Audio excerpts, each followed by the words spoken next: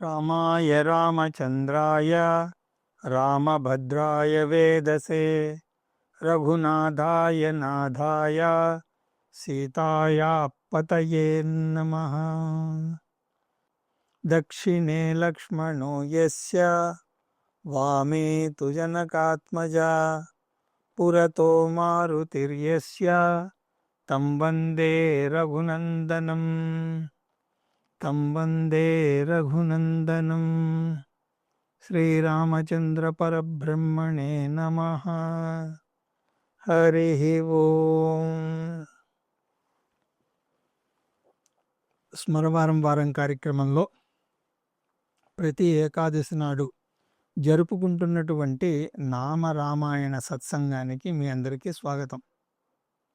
ఇందులో మనం చూస్తున్నటువంటి నామం 20వ నామం అయినటువంటి కృత వైవాహిక కౌతుక రామ. ఈ నామాన్ని ఆధారంగా చేసుకుని మనం గత కొన్ని తరగతులుగా భారతీయ సంస్కార దర్శనాన్ని కూడా మనం చూస్తూ ఉన్నాం. కారణం ఏమిటి అంటే ఇక్కడ రామచంద్రుల వారు పెళ్లి కొడుకుగా, సీతమ్మ వారు పెళ్లి కూతురుగాను దర్శనమిస్తున్నారు. కాబట్టి ఇటువంటి దివ్య అలౌకికమైనటువంటి తేజస్సుతో ప్రకాశిస్తున్నటువంటి సీతారాములను మనసులో నిలుపుకుంటూ దానిని ఒక నెపముగా తీసుకుని వైదిక దర్శనాన్ని కూడా మనం కొంచెం నేర్చుకునే ప్రయత్నాన్ని, అవగాహన చేసుకునే ప్రయత్నాన్ని చేస్తున్నాం. రామాయణాన్ని రాముడి కథగా చెప్తే సరిపోతుంది కదా, మళ్ళీ మధ్య మధ్యలో ఇలాంటివన్నీ ఎందుకు స్వామి అని కొంతమంది అడగచ్చు. కానీ నా యొక్క తాత్పర్యం రామాయణాన్ని చెప్పడం కాదు, ఇటువంటి వాటిని చెప్పడమే. రామాయణాన్ని ఏదో కథగా తీసుకుని అంతటితో ఆగిపోతే అలాంటి వారందరూ కూడా వైదిక దర్శనాన్ని కోల్పోతున్నారు అని ఖచ్చితంగా చెప్పచ్చు. రామాయణ ధ్యాన శ్లోకాలలో ఒక చక్కని శ్లోకాన్ని చెప్పడం జరిగింది. వేదవేద్యే పరే పుంసి జాతే దశరథాత్మజే వేద ప్రాచేతసాదాసీత్ సాక్షాత్ రామాయణాత్మనా.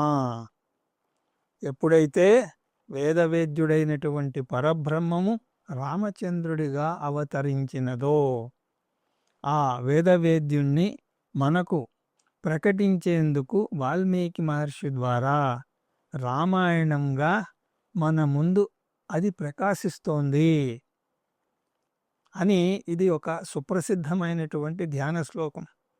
కాబట్టి ఏదో రామాయణం వేరు వేదం వేరు అని కాదు, వేద తాత్పర్యమే మనకు రామాయణంగా తెలుస్తూ వస్తోంది.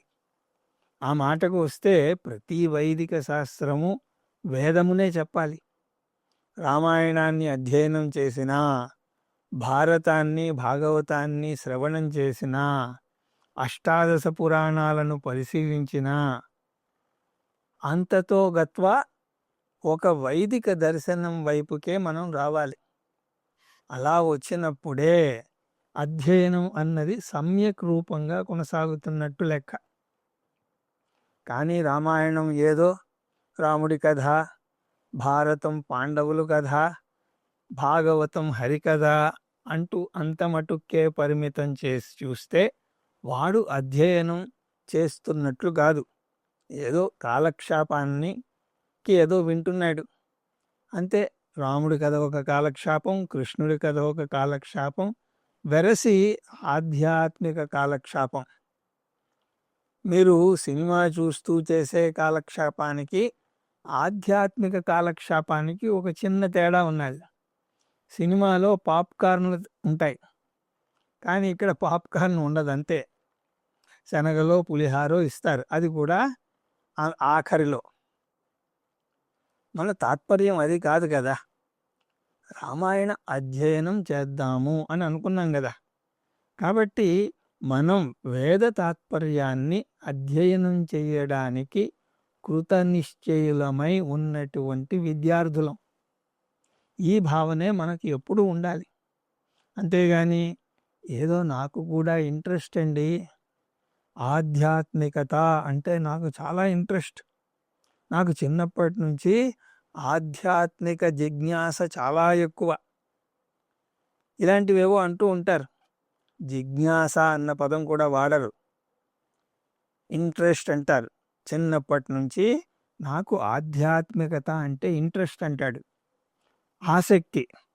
నేనేమంటానంటే ఆసక్తిదేమున్నది? ఆసక్తి ఆజ్ భీ సక్తి హై, జా భీ సక్తి హై. ఎందుకంటే ఏదో టీవీ చూస్తూ ఉంటాడు, లేదా ఆధ్యాత్మికత అని కొట్టంగానే యూట్యూబ్లో ఎన్నో ఎవరెవరి ప్రసంగాలో వస్తూ ఉంటాయి. అవన్నీ కూడా చూస్తూ ఉంటారు. టీవీల్లోనూ ఇంటర్నెట్లోనూ ఎన్ని ఛానల్స్ ఉన్నా కూడా నేను భక్తికి సంబంధించినవి మాత్రమే చూస్తాను అంటారు. అందులో ఎవరెవరో ఏవేవో చెప్తూ ఉంటారు. వాటిని మాత్రమే చూస్తూ ఉంటానండి. మిగతా వాటిని ఏమీ చూడను. కాబట్టి నాకు ఆధ్యాత్మిక చింతన, ఈ పదం కోసమే ఎదురు చూస్తున్నాను. ఆధ్యాత్మిక చింతన ఎక్కువ అంటాడు. అబ్బే అదేం లేదు.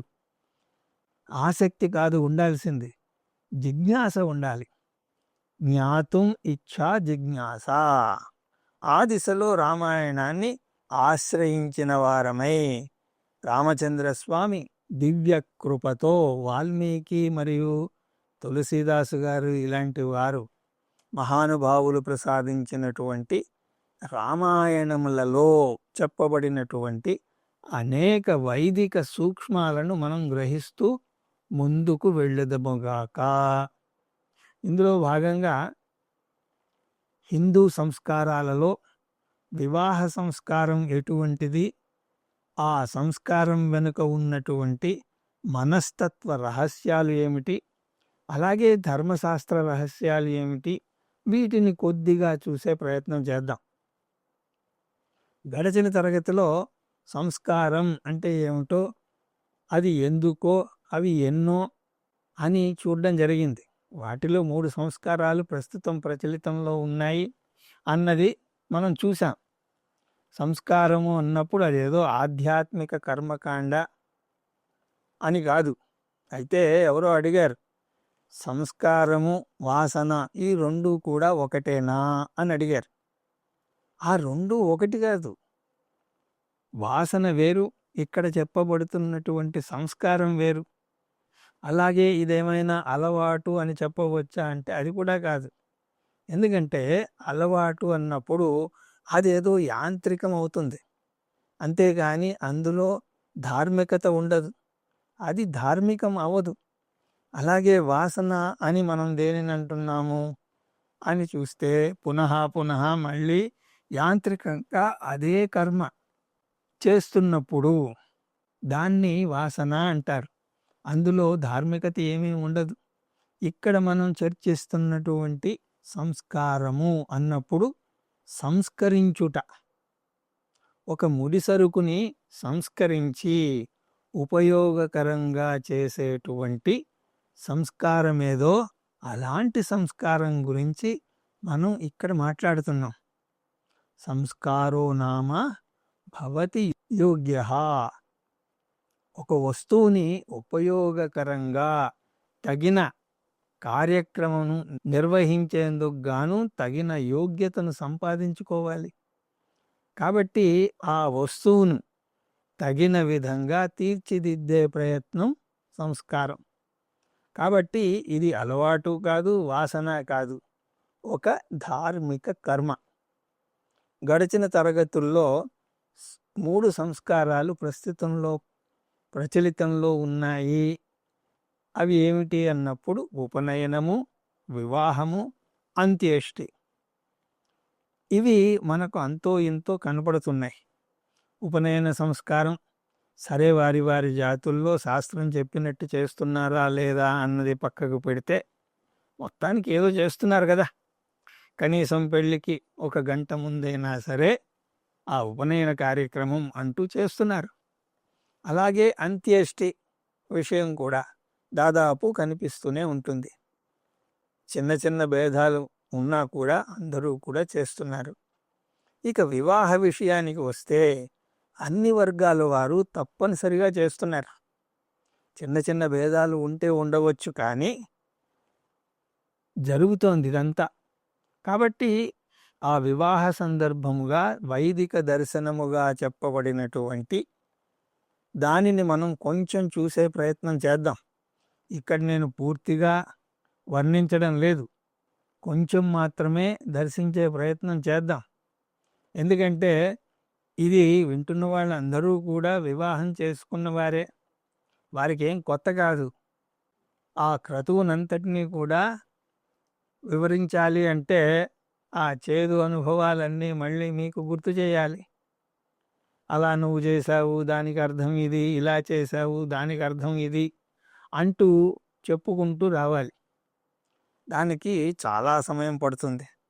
చూద్దాం, ఎప్పుడైనా సరే వివరంగా చెప్పే అవకాశం మనకు లభించుగాక అన్నది నా అభిలాష. కానీ ప్రస్తుతం చాలా కొద్దిగా విహంగ వీక్షణం అన్నట్టుగా చూద్దాం.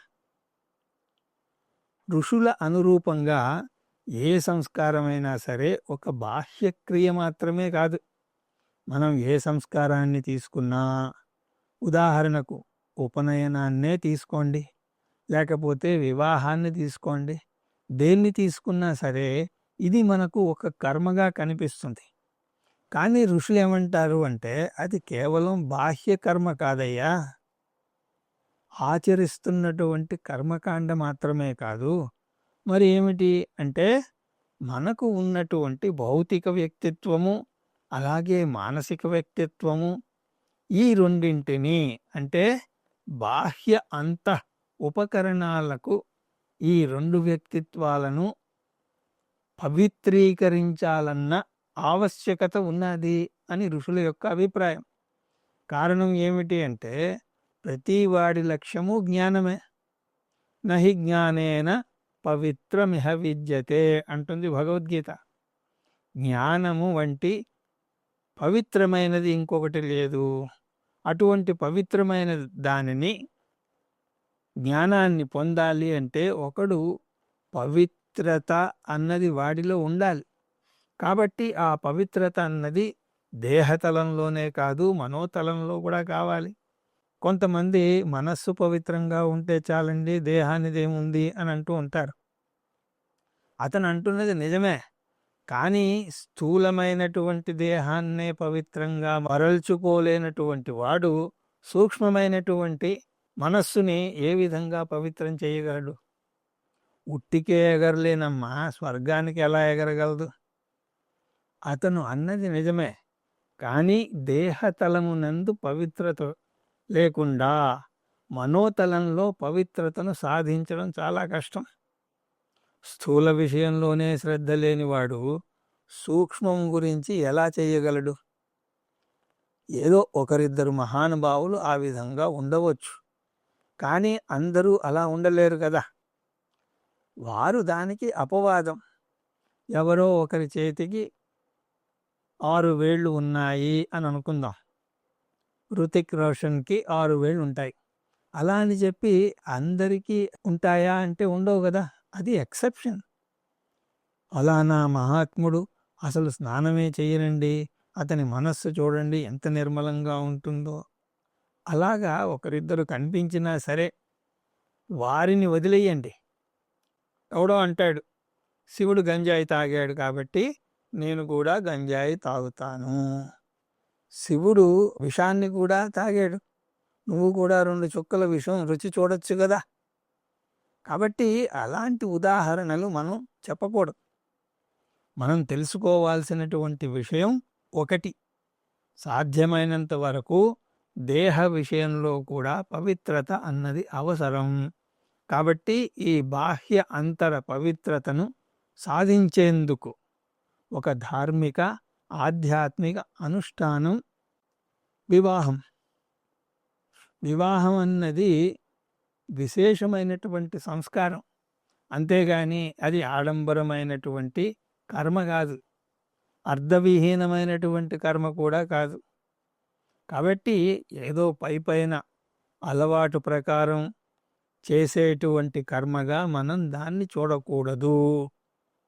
ఆధ్యాత్మిక అనుష్ఠానంగా ఈ సంస్కారాలు చెప్పబడ్డాయి.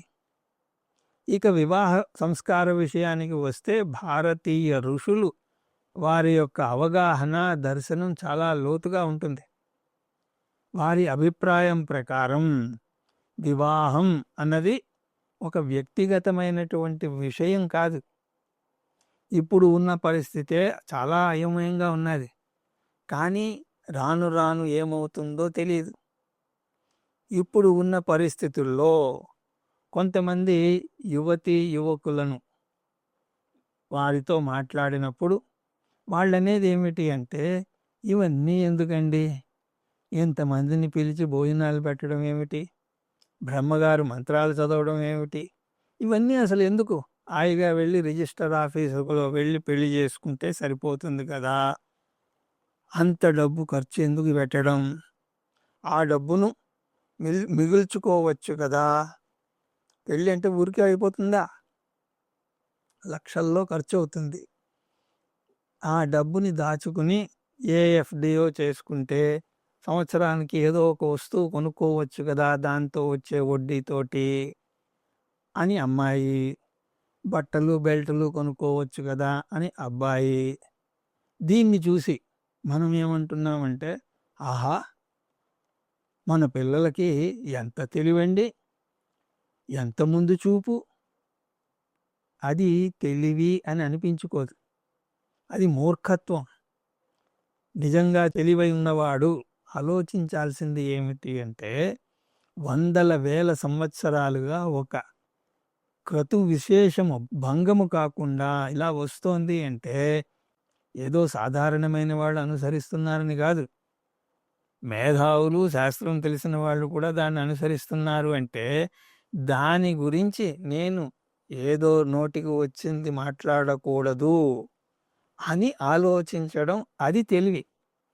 అది తెలివి అనిపించుకుంటుంది. కానీ ఆ సంస్కారాన్ని ఆక్షేపించడం తెలివి ఎలా అవుతుంది చెప్పండి.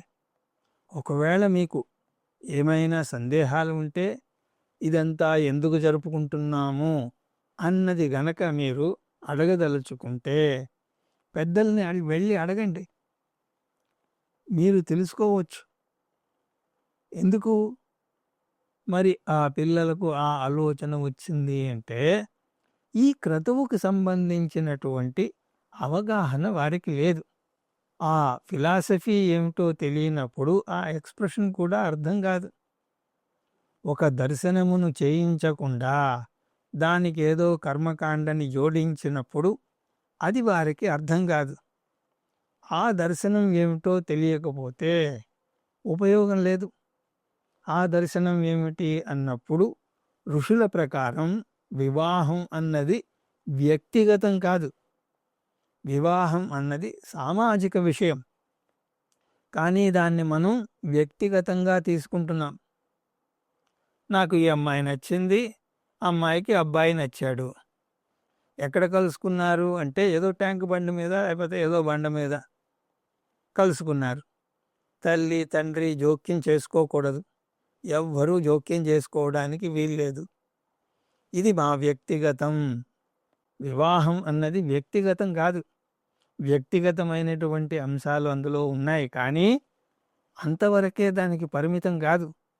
వివాహం తోటి సమాజ పరిణామం ఉన్నది. ఎలాగా అంటే, వివాహం తర్వాత ఉత్పన్నమయ్యేటువంటి సంతానం రేపటి సమాజం. తెలుగులో ఒక సామెత ఉండనే ఉన్నది, నేటి బాలురే రేపటి పౌరులు. ఆ విధంగానే నేటి బాలులు ఎంత బాగుంటే రేపటి పౌరులు అంత బాగుంటారు. నేటి బాలలు ఎంత బాగుంటే రేపటి సమాజం కూడా అంత బాగుంటుంది. సమాజం యొక్క భౌతిక ఆరోగ్యం, మానసిక ఆరోగ్యం, బౌద్ధిక ఆరోగ్యం ఇప్పుడున్నటువంటి బాలల మీద ఆధారపడి ఉంటుంది. ఇప్పుడు ఉన్నటువంటి బాలలు బలిష్టంగా ఉంటేనే రాబోయే సమాజం బలిష్టంగా ఉంటుంది. ఇప్పటి పిల్లలు మానసికంగా, బౌద్ధికంగా ఎదిగే అవకాశం ఉంటేనే రేపు సమాజంలో కూడా మేధావంతులతో అది నిండి ఉంటుంది. అలా కాకుండా నేటి బాలులు మూర్ఖులు బుద్ధిహీనులుగా ఉంటే రేపు సమాజం కూడా ఆ విధంగానే తయారవుతుంది. సమాజం బలంగా ఉంటే నిలబడుతుంది, బలహీనంగా ఉంటే పడిపోతుంది, దెబ్బతింటుంది. ఒక్క మాటలో చెప్పాలి అంటే రాబోయే సమాజం సుదృఢంగా ఉండాలి అంటే ఇప్పుడు ఉన్నటువంటి పెద్దలే దాని గురించి ఆలోచించాలి. అందువల్ల సత్సంతానం కొరకు పెద్దలు ఈ వివాహాన్ని వ్యక్తిగతానికి పరిమితం చేయకుండా దాన్ని విస్తారపరిచారు. అందుకోసం వారు ఈ యువతీ యువకులకు ముందు చెప్తారు, మీరు మీ ఇష్టంగా చేయడం కాదు, కొన్ని విషయాలను పరిగణించి తీరాలి అని చెప్పడం జరుగుతుంది. అక్కడ మీ యొక్క రాగద్వేషాలకు తావు ఉండదు అని వారి అభిప్రాయం. పెద్దవారు అని ఎవరినంటారండి? ఏదో వర్తమానాన్ని చూసి ఇదే బాగుంది అనేవాడినా, భవిష్యత్తు గురించి కూడా ఆలోచించేవాడినా, భవిష్యత్తును కూడా దృష్టిలో పెట్టుకుని దర్శనం చేసేవాడిని పెద్దవారు అని అంటారు. కాబట్టి శాస్త్రం అలాంటి వారికి కర్తవ్య బోధ చేసింది. శాస్త్రంలోనే సంతాన విషయంగా అనేక విషయాలు చెప్పబడ్డాయి. మీరు సత్సంగాన్ని గనక సమాజానికి ఇస్తే సమాజానికి అది ఆశీర్వాదం. దుస్సంతానాన్ని గనక కలిగిస్తే అది సమాజానికి శాపం అవుతుంది. ఒక దుర్యోధనుడు, ఒక దుశ్శాసనుడు వీళ్ళు వెళ్ళిపోతారు, సమాజం మొత్తం నష్టపోతుంది. మహాభారత సంగ్రామం అంతా కూడా ఈ విషయ బీజముల వల్లనే జరిగింది కదా. ధన నష్టం, జన నష్టం ఎంత జరిగింది. కాబట్టి అలాంటి నష్టం ఏదైనా జరిగితే అలాంటి విపత్కరమైనటువంటి పరిస్థితులకు వీళ్ళే కారణం అవుతారు.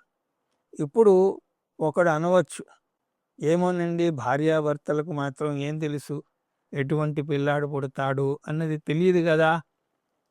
తెలియదు కాబట్టే అలాంటి సంతానం కలగకుండా ఉండేందుకు ఏమేమి చెయ్యాలో అవన్నీ చెయ్యాలి.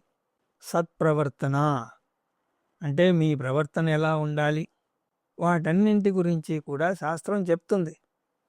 ఎలాంటి సంతానాన్ని కనాలి అన్నది మనకు తెలియదు కదా, నీకు అది శాస్త్రం చెప్తుంది.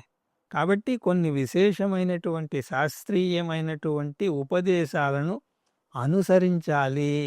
అంటే శాస్త్రీయ ఉపదేశ అనుష్ఠానం కారణం చేత పుట్టబోయే సంతానం సత్సంతానం అవుతాడు అన్న భావన అధికంగా ఉన్నది అని పెద్దల యొక్క అభిమతం. అయితే ఇదమిత్తంగా అలాగే అవుతుంది అన్న గ్యారంటీ లేదు. అలాంటి గ్యారంటీ లేదు కదండి అంటే లేదు, కానీ అధిక శాతం అవ్వడానికి అవకాశం ఉన్నది. చక్కటి ఆహారం తినడం వల్ల మీ ఆరోగ్యం బాగుంటుంది అన్నప్పుడు ఎవడైనా అన్నాడు అనుకోండి, అయినా కూడా రోగాలు వచ్చే అవకాశం ఉంది కదా అంటే చేసేదేం లేదు.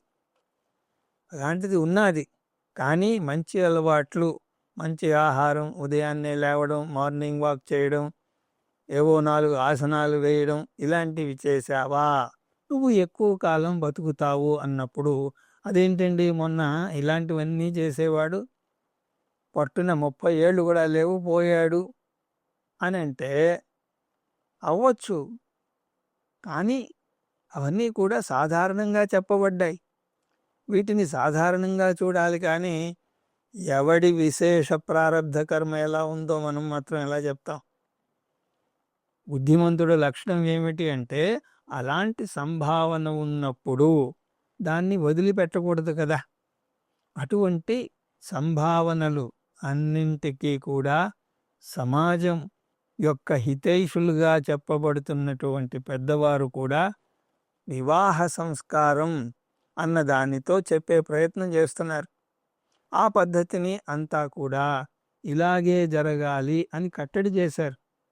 అయితే ఈ ధార్మిక ఆధ్యాత్మిక పటిష్టతకు ఇదంతా కూడా ఆ అమ్మాయికి అబ్బాయికి కూడా ఎలా రావాలి, ఒక పూటలో అయితే రాదు కదా. కానీ ఎక్కడో అక్కడ మొదలు పెట్టాలి. ఆ మొదలు పెట్టడమే వివాహ సంస్కారం. వివాహం జరగకుండా పిల్లల్ని కనొచ్చు కదా. ఈ రోజుల్లో అలాంటి వార్తలు కూడా మనం వింటున్నాం, చూస్తున్నాం కూడా.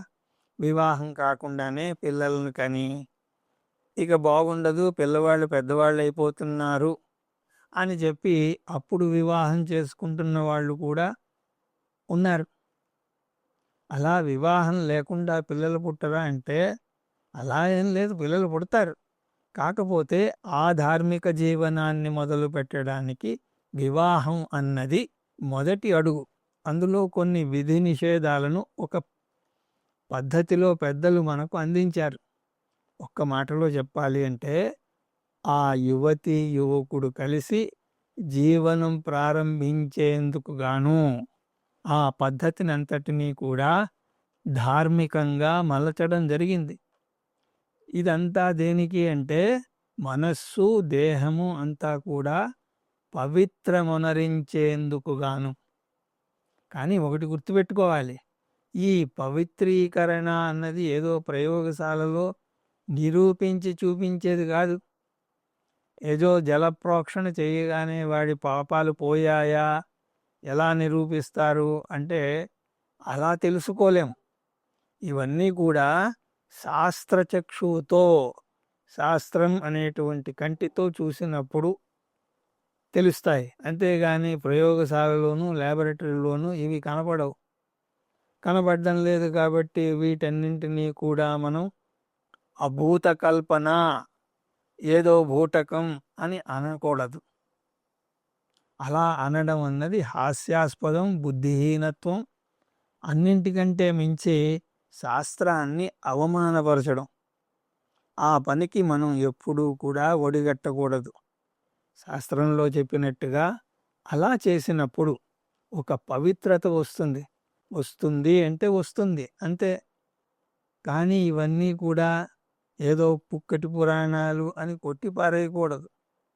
ఆ విధంగా వివాహ సంస్కారం అన్నది వచ్చింది. ఈ కారణాల వల్ల వ్యక్తిగతము అని మనం ఏదో అనుకుంటున్నాం, కానీ వివాహం అన్నది సంస్కారం అయింది. కాబట్టి ఆ కోణంలో మనం దర్శనం చేయాల్సి ఉంటుంది. మొదట దర్శించవలసినది వివాహము అన్నది వ్యక్తిగత కౌటుంబిక వ్యవహారం కాదు. ఇది సామాజిక పరిణామానికి పునాదిలాగా ఉంటుంది. వివాహంలో అటు ఇటు అయినా, వివాహం అంటే ఇప్పుడు జరిగేటువంటి ఆ 2 గంటలు 3 గంటలే కాదు, ఆ వివాహ అనంతరం కూడా ఉన్నటువంటి వ్యవస్థలో ఏమాత్రం అటు ఇటు అయినా కూడా అదే సమాజానికి ఒక విషపరిణామంగా మారుతుంది. అందువల్ల వివాహ సంస్కారంలో పెద్దలు ఏ విధంగా చెప్పారో దాన్ని తూచా తప్పకుండా అనుసరించడం మంచిది. కాబట్టి వివాహాన్ని ధార్మిక అనుష్ఠానంగా చూడాలి. ఇలాంటి సంస్కారమును ఇరువురు అంటే భార్యాభర్తలుగా అవుతున్న ఇరువురు దాన్ని మనసులో పెట్టుకుని ఒక పక్క సమాజానికి మా యొక్క సహకారాన్ని అందిస్తాము, ఆ విధంగా మేము కూడా అభివృద్ధిని సాధిస్తాం, ఆ విధంగా ఇద్దరూ ప్రయత్నం చేయడం వివాహంలోని ముఖ్య ఉద్దేశం. నేను ఒక చోట చదివాను, love is not looking at each other. మరేమిటి అంటే both looking in the same direction. ఒకరి ముఖం ఒకరు చూసుకుంటూ కూర్చోవడం అది ప్రేమ కాదు. ఇద్దరూ కలిసి ఒక లక్ష్యాన్ని చూడడం అది ప్రేమ అంటే. అది నిజమైనటువంటి ప్రేమ అంటే. అంతేగాని నీ మొహం నేను చూస్తాను, నా మొహం నువ్వు చూడు అని కాదు. అది కాదు ప్రేమ. అలా ఎన్ని రోజులు చూస్తారు? మొదట్లో బాగానే అనిపిస్తుంది, కొన్ని రోజుల తర్వాత ఏదో పింపుల్స్ కనపడతాయి. ఆ తర్వాత ఈ మరకేమిటి నాకు ఇన్నాళ్ళు కనబడలేదు అంటే అప్పుడు ఫౌండేషన్ వేసుకోవడం వల్ల, మేకప్ ఎక్కువగా వేసుకోవడం వల్ల అది కనబడలేదు, ఇప్పుడు కనబడుతుంది. ఇలాంటివేవో వస్తాయి. కాబట్టి ఒకరి ముఖం ఒకరు చూసుకోవడం కాదు, ఇద్దరూ కలిసి ఒక లక్ష్యాన్ని దర్శించడం. అప్పుడు ఆ ప్రేమ నిలబడుతుంది, ఆ ప్రేమ చిరకాలం ఉంటుంది. ఇక్కడ వివాహంలో కూడా అదే చెప్పడం జరుగుతుంది. సమాజ పటిష్టత, వ్యక్తిగత ఉద్ధరణ, ఒకరికి ఒకరు తోడై ఇద్దరూ కలిసి ధార్మికంగా ఎదిగేందుకు వివాహం. ఇది గృహస్థాశ్రమం యొక్క ముఖ్య ఉద్దేశం. ఇటువంటి విధమైనటువంటి ప్రయత్నం, ఇటువంటి విధాయకమైనటువంటి ప్రయత్నమునకు నాంది, పునాది వివాహం. ఆ వివాహం నందు, ఆ క్రతువునందు శాస్త్రం చెప్పినటువంటి విధి విధానాలను తర్వాత వచ్చే ఏకాదశి నాడు మనం దర్శించే ప్రయత్నం చేద్దాం. హరి ఓం తత్సత్.